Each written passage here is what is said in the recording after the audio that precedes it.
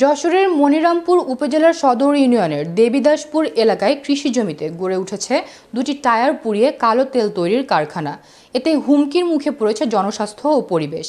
Tyre পোড়ানো পরিবেশ ও মানুষের জন্য কতটা ক্ষতিকর তা মানুষের চোখ ফাঁকি দিতে দিনে টায়ার না পুড়িয়ে রাতের আধারে টায়ার পুড়িয়ে তৈরি করা হচ্ছে কালো তেল। আবার সেই টায়ার পোড়াতে জ্বালানি হিসেবে ব্যবহার করা হচ্ছে কাঠ। এ কারখানার ঘন কালো ধোঁয়া আর উৎকট গন্ধে ভারী হয়ে ওঠে গোটা এলাকার বাতাস। বিপন্ন হচ্ছে পরিবেশ আর হুমকিতে পড়ছে জনস্বাস্থ্য।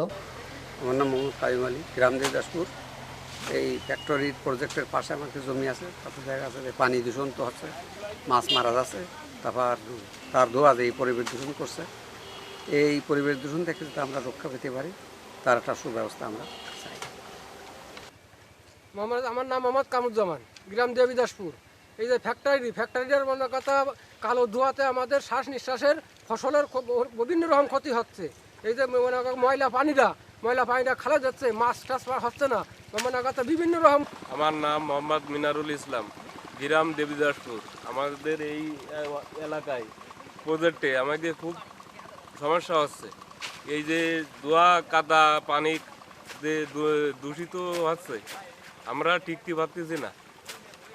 আমরা যে খালে যে মাছ খাচ্ছি সে মাছেও দূষিত হচ্ছে।